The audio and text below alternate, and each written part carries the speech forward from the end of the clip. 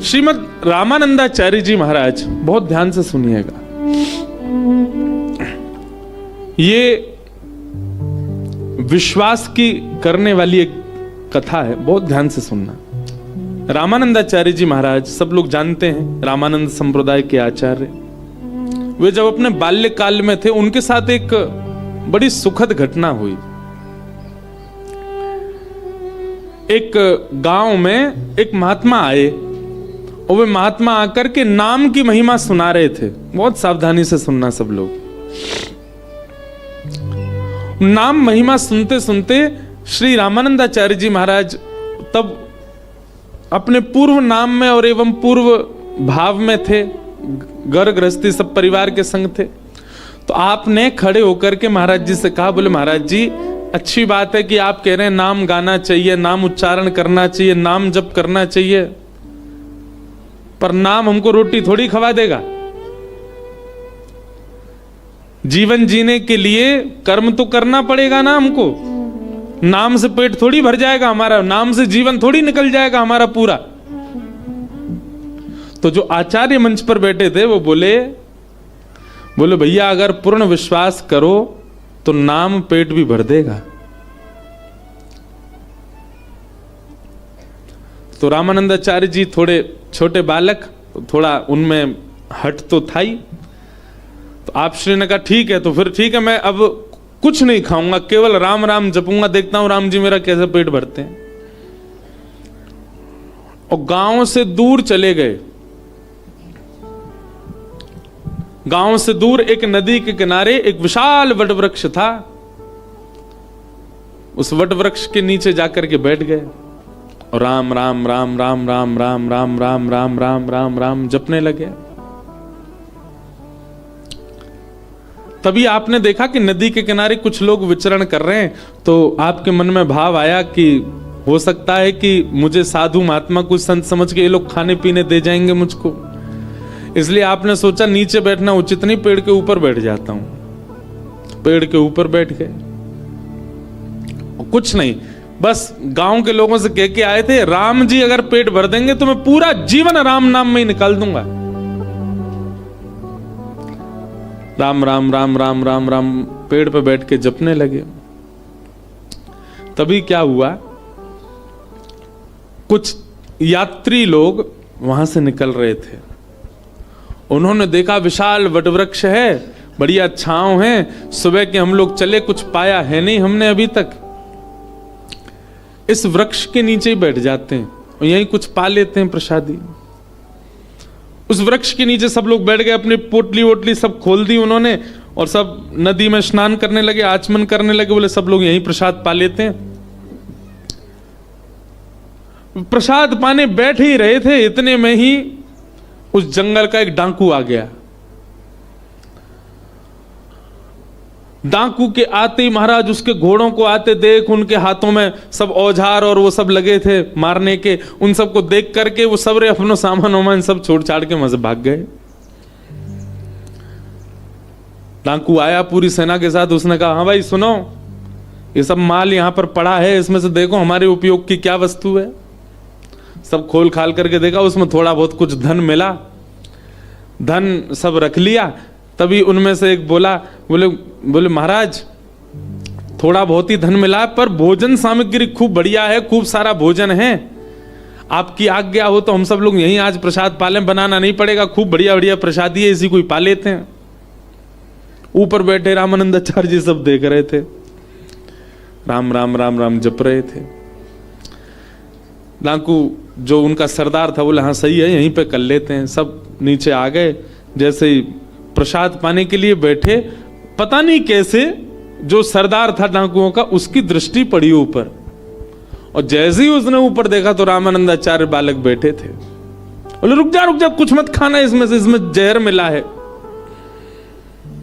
बोले क्या, आपको कैसे पता? बोले ऊपर देखो ये बालक, इसने षड्यंत्र रखा है, हमको ना जाने कहां कहां के राजा ढूंढ रहे हैं पकड़ने के लिए, इस बालक को उन्होंने ही भेजा होगा और ये पूरे भोजन में उन्होंने विष डाल दिया ताकि हम लोग पावें, और हम जैसे ही हमारी बेसुध हो जाएं, मर जाएं, तो ये बालक जाकर के राजा से खूब सारी सोने की मोहर लेगा। ये हमको पकड़ने का षड्यंत्र है। डाकू ने कहा इस बालक को नीचे उतारो। रामानंदाचार्य जी नीचे आए, राम राम राम राम राम राम राम राम राम। बोले क्यों रे बालक, हमको खिलाने के लिए ये विष मिला करके तूने भोजन पूरा नीचे फैलाया? बोले नहीं, राम राम राम राम राम राम। टांकुओं का सरदार बोला ये ऐसे नहीं मानेगा, इसका भोजन इसी को खिलाओ। अब रामानंदाचार्य जी तो मुंह बंद करें, इधर उधर भागे तो पकड़ लिया उनको। बोले इसके हाथ पकड़ो, इसके पैर पकड़ो, मुंह खोलो इसका। और जैसे ही मुंह खोल करके महाराज, अच्छा मुंह खोल करके भी कुछ गलत वस्तु नहीं है, पेड़ा खिला रहे हैं, मोहनथाल खिला रहे हैं, पूड़ी खिला रहे हैं, रबड़ी खिला रहे हैं, जितनी सामग्री थी सब खिला रहे हैं। रामानंदाचार्य जी के नेत्रों से आंसू गिर रहे। बोले जय हो राम जी, ऐसा प्रसाद तो मैंने कभी नहीं पाया कि 56 भोग ठूस ठूस के खिलाए जा रहे हैं। ये है राम नाम की महिमा। और उसी समय हमारे विश्व को, हमारे भारत भूमि को एक आचार्य मिले, श्री रामानंदाचार्य, राम नाम की महिमा से, जिनके शिष्य स्वयं श्री रैदास जी महाराज, श्री कबीरदास जी महाराज, ये सब उनके शिष्य हुए। इसका मतलब ये नहीं कि आप भी बैठ जाओ गंगा जी पर, राम राम राम राम। अच्छा एक बात बोलूं, करके देख लो, कोई बुराई थोड़ा ही है। राम जी कहीं ना कहीं से कृपा कर ही देंगे। लेकिन हम एक बात कह रहे हैं, जब हमको एक कथा से ये बात विश्वास हो गई कि राम नाम से अन्न मिल रहा है, तो क्यों ना उस राम नाम से राम को ही मांग लो। जब अन्न साधन मिल सकता है तो स्वयं राम क्यों नहीं मिल सकते? भगवान नाम अति श्रेष्ठ। इसलिए नाम बहुत आवश्यक है जीवन में, भगवान नाम। और भगवान नाम आत्म कल्याण के लिए होता है, यही भागवत का विषय है। धर्म प्रौजित कई तवोत्र परमो निर्मत्सराणाम सताम वैद्यम वास्तव मत्र वस्तु शिवदम तापत्रयोन्मूलनम श्रीमद्भागवते महामुनि कृते किंबा परैरीश्वर सद्यो हृदय वरुध्य तेत्र कृत भी शुश्रूषुभिस्तच्छणात्। भागवत जी का द्वितीय श्लोक, जहां पर विषय, अधिकारी, संबंध और प्रयोजन, 4 बातें बताई गई। सबसे पहला भागवत का विषय क्या है? आप कथा सुनने के बाद में कहीं ना कहीं अब आत्म कल्याण के लिए बढ़ने लगोगे।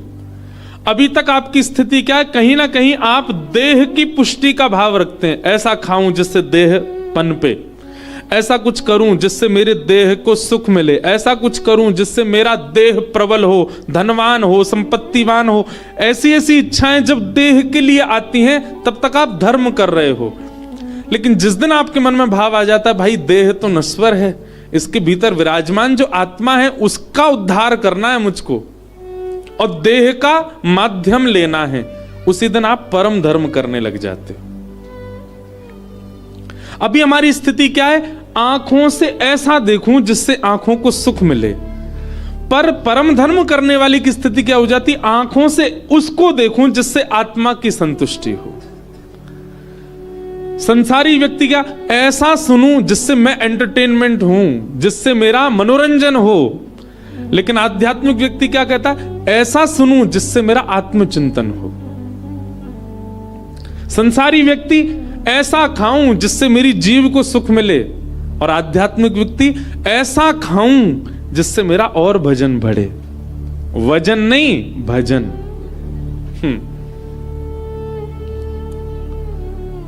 संसारी व्यक्ति मैं ऐसे को छूं जिससे मुझे स्पर्श सुख मिले, लेकिन आध्यात्मिक व्यक्ति बोले मैं ऐसे का स्पर्श कर लूं, श्री गुरु चरण सरोज रज निजमन मुकुर सुधार।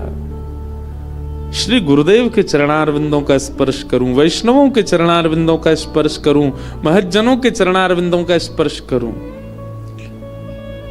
संसारी व्यक्ति वो अपने पैरों से चाहता है मैं ऐसी जगह जाऊं जहां अच्छे फोटोज खिंचवा सकूं, अच्छे इंस्टाग्राम और सब जगह पर डालने वाली मेरी फोटोज खिंच जाएं। पर भगवत अनुरागी व्यक्ति वो पैरों से जाएगा, मैं प्रदक्षिणा करूं, मैं परिक्रमा करूं, चाहे मेरे देह को भगवत समर्पित करने का भाव आवे। ऐसी स्थिति, ये परिवर्तन आने लग जाए मन में, तो समझो आप भागवत सुन रहे हो। आप कहीं ना कहीं देह से उठ करके आत्म कल्याण की भावना में चले जाते हो। ये भागवत का विषय है। आपको यह समझ में आने लग जाए कि देह तो माध्यम है, कल्याण तो मुझे अपने भीतर बैठी उस चेतना का करना है जो ना जाने कितने दिन से भटक रही है। ये भागवत का विषय।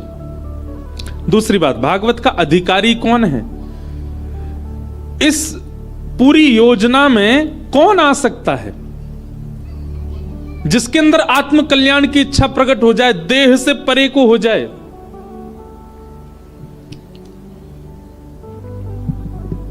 तो अधिकारी के लिए बताया गया निर्मत सराणाम सताम, जिसके अंदर मात्सर्य दोष नहीं है। मात्सर्य दोष किसको कहते हैं बंधुओं? दूसरे के प्रति ईर्ष्या होना, किसी के रूप पर ईर्ष्या, किसी के धन पर ईर्ष्या, किसी की उपलब्धि पर ईर्ष्या, किसी की पत्नी को देख के ईर्ष्या, किसी के बच्चों को देख के ईर्ष्या, किसी के पति को देख के ईर्ष्या, इसी को ही मात्सर्य दोष कहते हैं। एक बात बहुत ध्यान से सुनिएगा, हम पिछली 2 कथा से एक बात कह रहे हैं कि आप कितने भी अवगुण युक्त हो जाओ, भगवान फिर भी मिल जाएंगे आपको। आपके अंदर क्रोध ज्यादा, फिर भी ठाकुर जी मिल जाएंगे। आपके अंदर लोभ ज्यादा, फिर भी ठाकुर जी मिल जाएंगे। आपके अंदर मोह ज्यादा, फिर भी ठाकुर जी मिल जाएंगे। आपके अंदर काम ज्यादा, फिर भी ठाकुर जी मिल जाएंगे। लोभियों को मिले हैं, कामियों को मिले हैं, मोहियों को मिले हैं, सबको ठाकुर जी मिले हैं। दूषित खाने पीने वालों को भी मिले, भक्ष खाने वाले को भी ठाकुर जी मिले हैं। सदन कसाई जैसे को भी मिले हैं जो रोज जानवर काट काट के बेचता था। लेकिन ईर्ष्यालु को ठाकुर जी नहीं मिलते, जिसके चित्त में ईर्ष्या भाव है। और एक बात बताएं आपको, मुझसे लेकर के पीछे बैठे हर व्यक्ति के अंदर ईर्ष्या तो आई है। हम सब में ईर्ष्या तो है। कम से कम हमारा भजन इसीलिए बने कि हमारा क्रोध कम ना हो, भले हमारे अंदर बाकी के दोष कम ना हो, लेकिन हे सदगुरु की कृपा, हे गंगा मैया की कृपा, हे भागवत जी की कृपा, हे बद्रीनाथ भगवान की कृपा, हे वृंदावन बिहारी लाल की कृपा, हमारे अंदर ईर्ष्या ना आवे। आप विश्वास मानिए, जिस दिन आपके चित्त से ईर्ष्या गई, आपका क्रोध भी जाएगा, आपका लोभ भी जाएगा, आपका काम भी जाएगा, आपका मोह भी जाएगा। सारे दोष अपने आप निकलना प्रारंभ कर देंगे। घर की नाली जाम हो जाए तो सबसे अंदर जो बड़ी वस्तु फंसी होती है उसमें वो निकल जाए, सब अपने आप निकल जाते हैं। ऐसे ही सबसे बड़ी हमारे हृदय में जो ये गंदगियां हैं, इनके अंदर जो सबसे भारी भरकम है, जिसकी वजह से कुछ नहीं निकल पा रहे, वो है ईर्ष्या। जिस दिन ईर्ष्या निकल गई चित्त से, सब निकल जाएंगे। क्रोध, काम, लोभ, मोह, अभिनिवेश, अहंता, ममता, चिंता, सब निकल जाएंगे। और ईर्ष्या नहीं निकली, कितनी कथा सुन ले, कितनी भजन कर ले, कितनी गंगा जी में डुबकी लगा ले, भर की पौड़ी पर देखो महाराज चैन पकड़ के ले जा रहे हैं, दे डुबकी।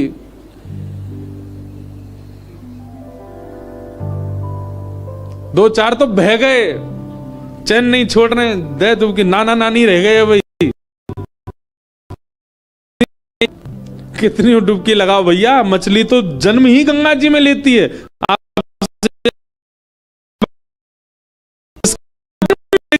गंगा